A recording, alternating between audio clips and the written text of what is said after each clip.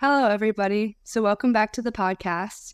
Today I have a special guest who's been a mentor in my life, but also someone who's found success in his career and found something that really brings fruit to his life and to other people's life. So this is my grandfather, Jack Skeen. He's a life coach, and today he's just going to share a little bit about what makes his job so special and how he's came into the career that he is in now and just the impact he's had on people's lives every day. So this question I ask everybody before we start, but Greta, thinking back to your early school years, have you surprised yourself with what you've done in your career, and did you expect to be doing what you're doing now? Well, Scarlett, I want to thank you for inviting me on your podcast. It's quite a privilege. And when I grew up, I did not have a lot of expectations for what my life would be. And probably they were more geared around what my dad did and his level of success. And I probably hoped that I would be maybe as successful as he was. So in truth, my career has greatly been much better than his was. So I'm quite surprised, yes. Did you think growing up that you'd follow in his footsteps, or did you think that he had expectations for what you should be doing? And was that something that interested you growing up, or did you always know in the back of your head that you wanted to be doing your own thing? Well, he owned a clothing store, men's clothing store, and it didn't look like a business that I really want to be part of or have any interest in. Plus, I was more interested in psychology than I was in business. And I don't know if you want to share this out on the podcast to put you on the spot or anything, but do you want to share how your spiritual experience when you were growing up influenced or just gave you some clarity with what you wanted to do as a career? I think I'd have to if I was going to explain how I ended up where I ended up. So when I was in high school, I guess it was my first year of high school. I would have been about 15 years old. And I met this girl. Her name was Anne. And my first real girlfriend, and it was near the end of the school year, and she was going away to the beach to babysit for a family. And I was afraid that she was going to be stolen away from me at the beach. And the only time I could be with her was at a camp on the Severn River here in Baltimore. So I went to this camp, and it turned out to be a religious camp. And I was very upset about that. I felt I had been tricked, and they were trying to indoctrinate me. Did she tell you this beforehand? She did not. So you didn't know. Did she know what she was getting into? She did. Uh-oh. Trouble. So they had a lot of rules at the camp, but I broke the rules, and I'm sure I really let people know that I was not there for the message. I was there for the girl. But the last night, they had something they call an altar call. An altar call is you admit that Jesus died for your sins and confess that you need to be forgiven, and demonstrate that by getting out of your seat and going to the front of this little chapel in the woods. And Scarlett, I found myself against my will getting out of my seat. Wow. I would never have thought I'd do that in a million years. I went out into this little field, and I had this amazing, amazing experience. I have no words to describe it to this day. I think sometimes that's how God reaches people. It's through the unexpected, or he knows that he needs to reach you through people because he knew that in your own time you wouldn't, come to have a relationship with God on your own. So I think that's amazing that that's where God met you, in the woods at that camp. Yes, I was not looking for God. Mm-hmm. I had no interest in looking for God at all. Apparently he was looking for me. That's so cool. So then how do you think God spoke to you in those moments? Or? Well, it was such a profound experience that I knew I wanted more of it. And I didn't know anything about Christianity or God, but I made a deal with God that night. And the deal was I would do whatever God asked me to do if I could have more of that experience. And I started interpreting things in light of that deal I made. So if somebody asked me to do something, I thought, maybe God's asking me to do that. And if I want him to keep his deal, I'm going to have to keep my side of the bargain. Mm-hmm. That's so cool. And then how do you think that shaped your years at school and then getting your master's and really just shaped the beginning part of your career? Well, it shaped the beginning part of my career because I started going to church after that. And very soon I was being asked to be the leader of youth groups. And then I was asked to assist the ministers in the pulpit. And then they were encouraging me to go to seminary, which I had no interest in. But according to my deal, I had to do it anyway. So having gone to seminary, gotten a master's degree in theology, the next step was to start a church. And so my first real career move was to become a minister of a fledgling church, which I did for 5 years and grew it to about 200 people. That's amazing. And I know your answer to this, but I just wanted you to share at the podcast. Did you feel prepared going into that experience and God calling you to be a minister? Or do you think that he really met you in that and he calls you into the unprepared? I didn't feel prepared as far as, in many ways, churches are complicated because in some ways they're a business, in some ways they're a complicated organization as far as people are concerned. The one thing I wanted to do as a minister was create for people the experience that I had in that field at that camp. Mm-hmm. And so I worked very hard at that. I don't think I did really well at that, but I worked very hard at that. It's amazing. And then how do you think your career transformed after that? Like, how do you think then you were being called? I know it's a lot later, but how were you then called to be a life coach? And how did that transfer? Like, how did that metamorphosize into what you're doing now? Well, I thought I'd be at the church for the rest of my life. That was my plan. But the church went through a problem, and it was a big problem, and it caused the church to split into two groups. And I was in the middle of this problem, and I knew I couldn't stay. So I was heartbroken. I was scared. I was married with 2 little daughters, and so I fled back to school.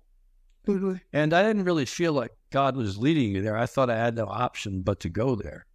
But it was wonderful when I got there because I discovered that God had given me an extraordinary gift that I did not even know I had.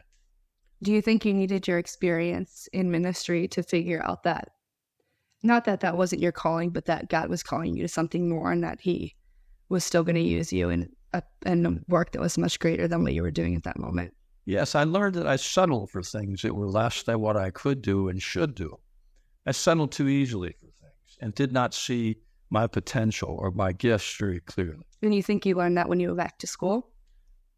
I learned that I had an amazing gift. I had the gift of looking in your eyes and seeing your soul.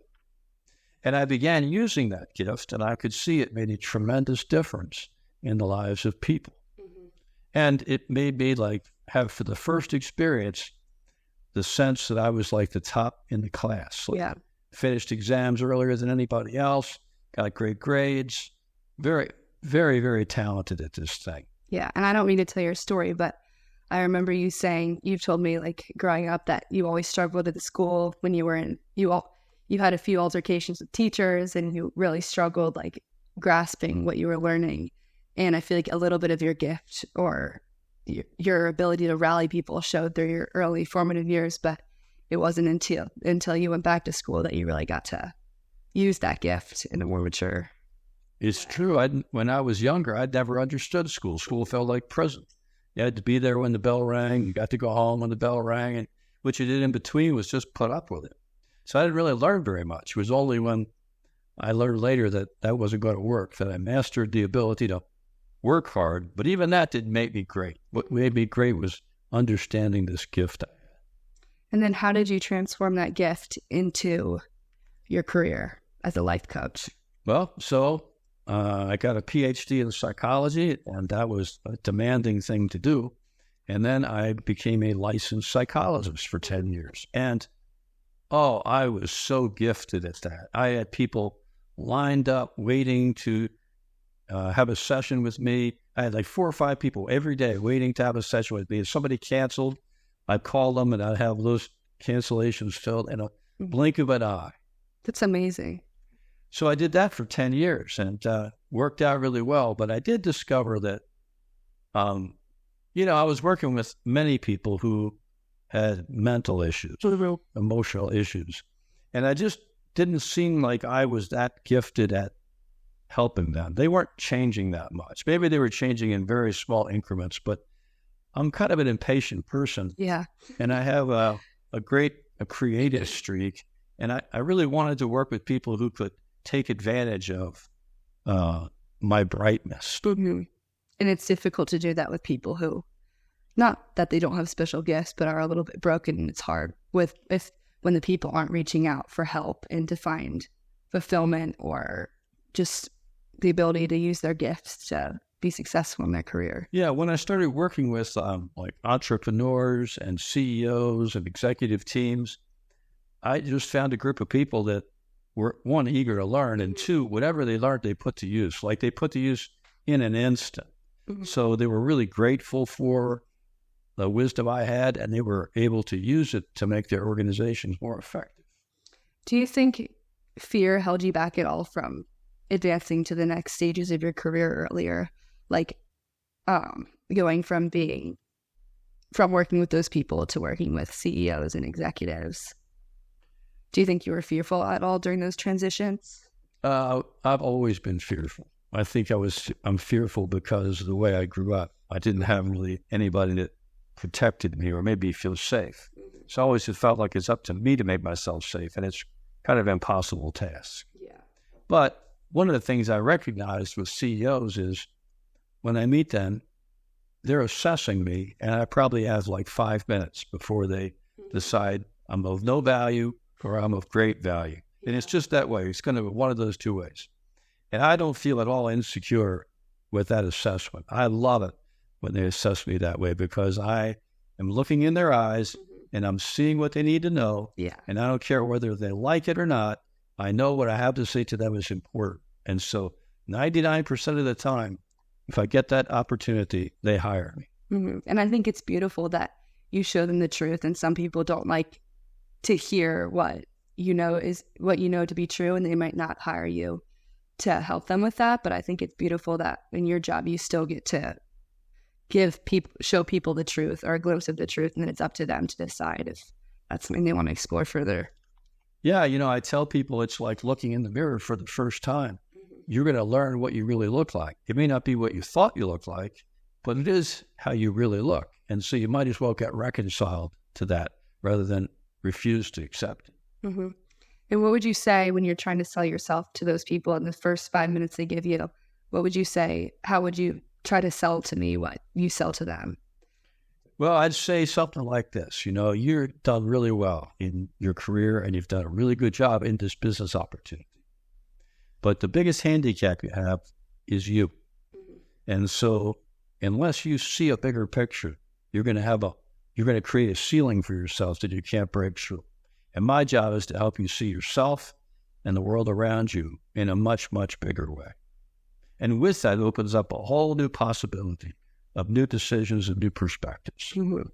That's cool.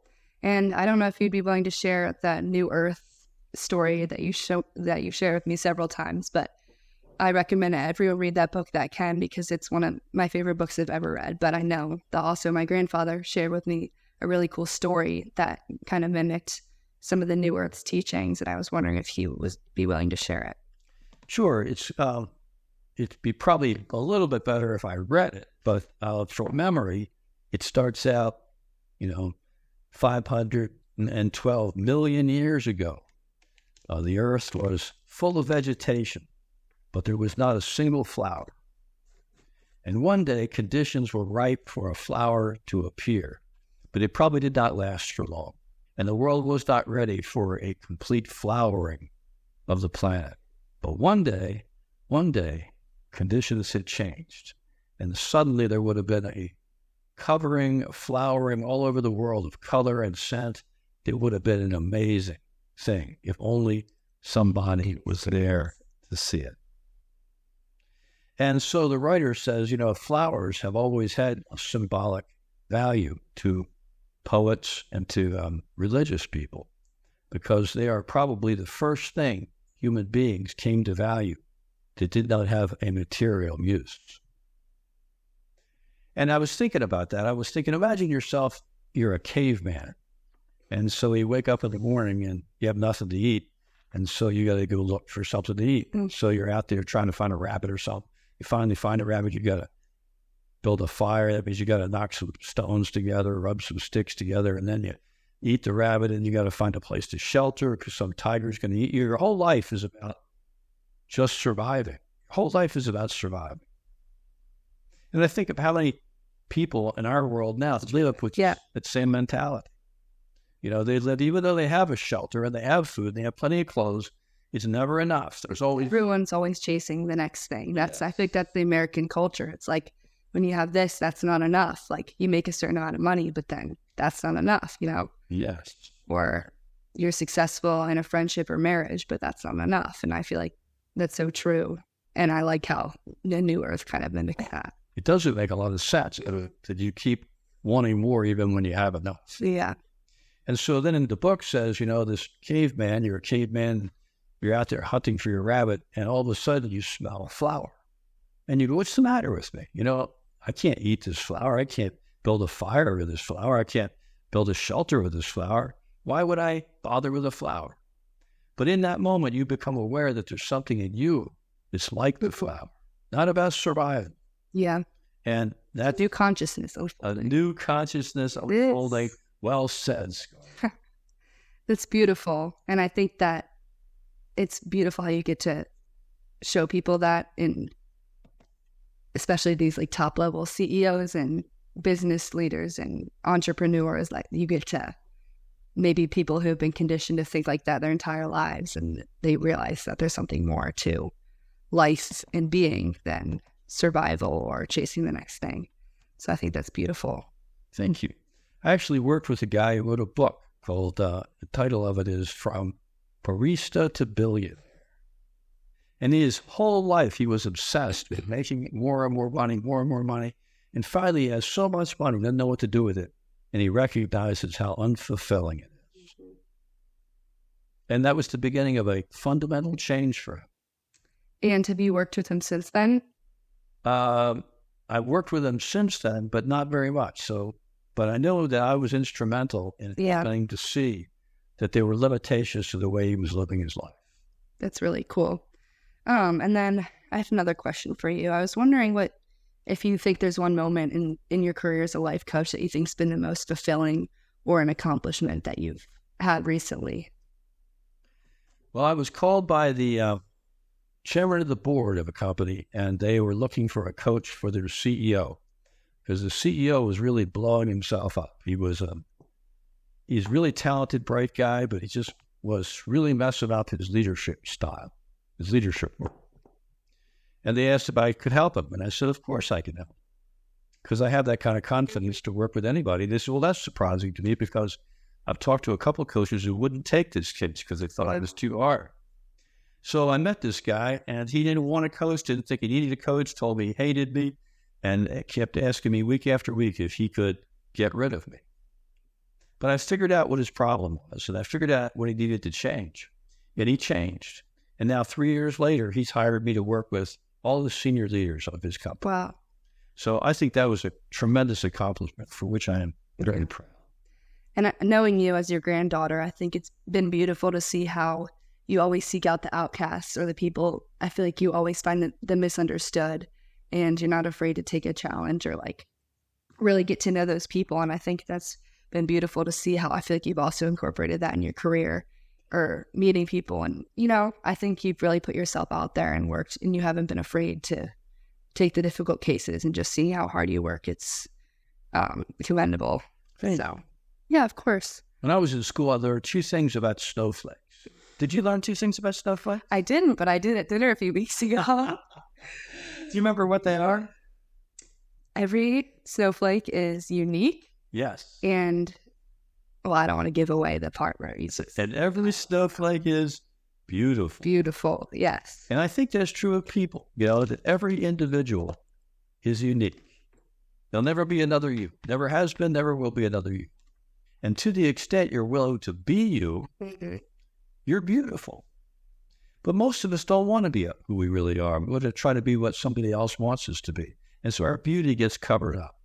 We also want to be who society wants us to be. There's a expectation of what we should be doing. I feel like school pushes that a lot, that there's a certain career you have to take and you need to, you know what I mean? It limits us. And social media feeds that. You know, there are people who have been wildly successful. People want to like them to be like them. Yeah. So they don't want to be their unique self. And so we try to be vanilla ice cream rather than be a Rocky Road or peppermint stick or whatever flavor we are that is quite special. So I think that's, I find great joy in the challenge of discovering what's unique about each person and kind of teasing it out to the surface. Mm-hmm. That's cool. And what happens if you don't want to be a unique snowflake? You turn into a pile of snow. Of snow. Yes, an ugly gray pile of snow. Yeah. And this is a funny question. You don't have to name names or anything, but do you think you face any backlash or people who haven't been, or you've coached and then it's not gone poorly, but they haven't been open to your feedback? Well, I have had people think that or say that I'm too spiritual in my coaching. And they really, some people get very fired up about that, very upset about that. Yeah. But I think I don't understand their resistance, because I'm not trying to get them to believe anything. I'm just trying to get them to see a bigger picture. And you wouldn't be true to you if you were not sticking to what you believe spiritually. You know, that's part of who you are. Right. And I tell them, you know, like if you're down in the valley and you're at ground level and you're like fighting the battle of life, and all I do is say, hey, why don't you join me? We'll climb the mountain. And if I get them to climb the mountain, they look out at the valley. They go, wow, there are a lot more choices than I realized I had when I was down in the valley. And I go, I know, that's what the spiritual perspective is all about. It's just seeing a bigger picture and better options. And I feel like, I don't know how to say his name, Eckhart Tolle. Do you know those books by him? Yes. I feel like he does a beautiful job of incorporating spirituality, but he's not constrained with a spiritual, like he incorporates all these different spiritual teachers. Yes. And you don't have to agree with them, but I think there's a beautiful like oneness of all of the spiritual realms and teachings, and you can choose what to believe, but it just opens you to a new realm. Yeah. He's not selling a religion. Yeah.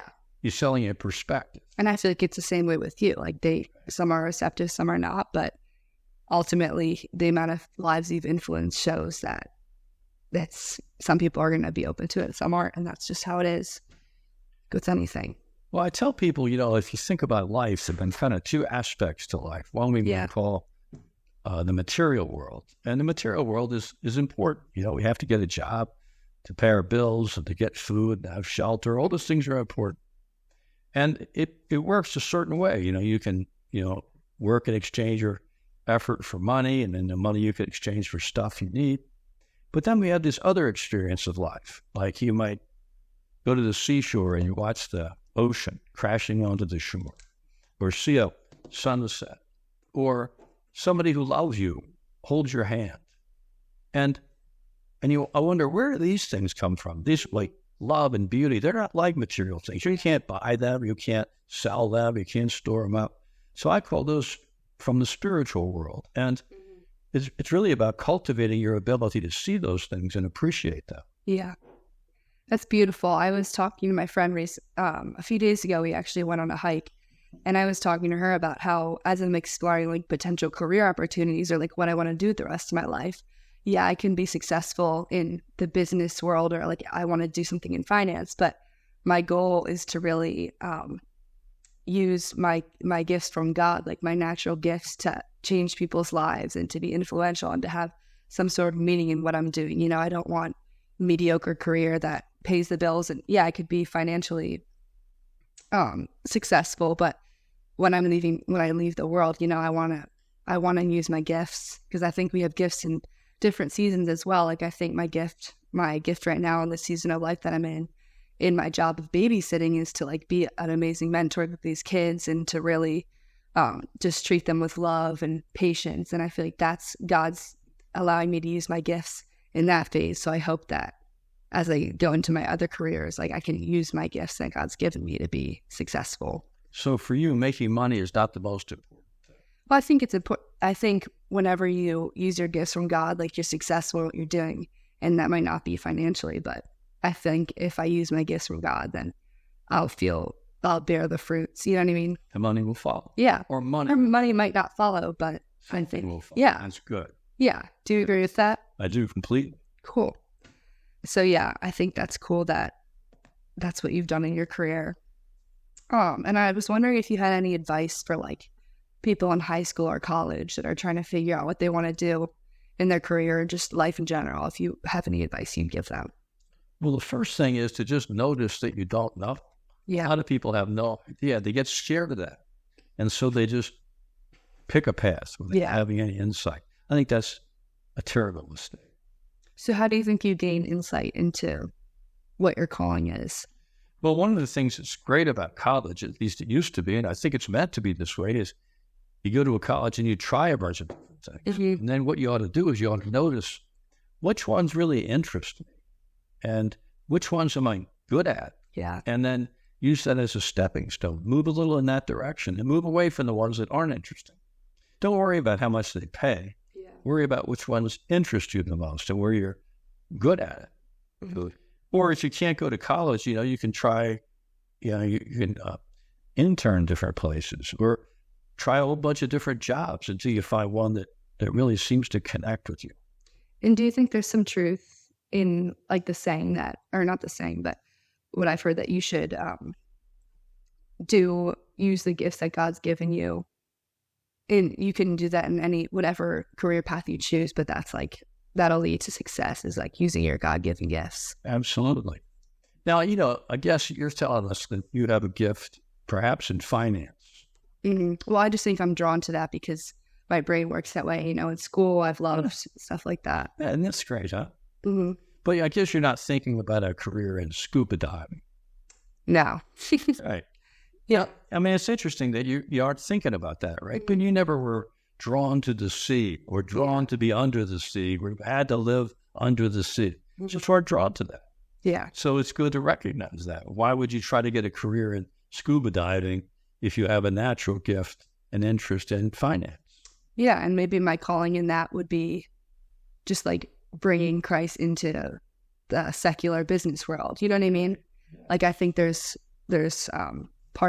places of influence in whatever career you choose.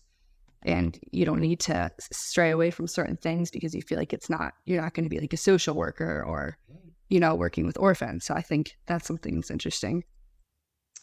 And as we wrap up, I was wondering if you had any parting remarks, any stories, anything else you'd like to share.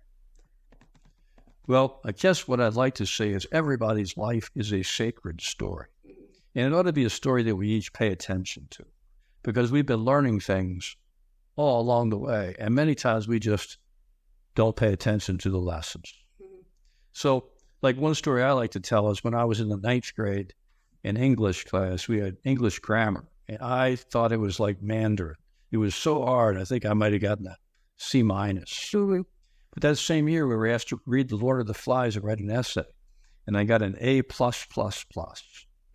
And if I had asked a teacher to tell me why she gave me an A++, she would have said, well, you're not very good at grammar, but you have a very unique gift in understanding people. And I would have known that when I was 15 rather than when I was 35. That would have been a gift to me. So I hope you all will pay attention to the lessons you've learned along your journey in life and use them to guide you. That is so cool. Well, I thank you for being on the podcast.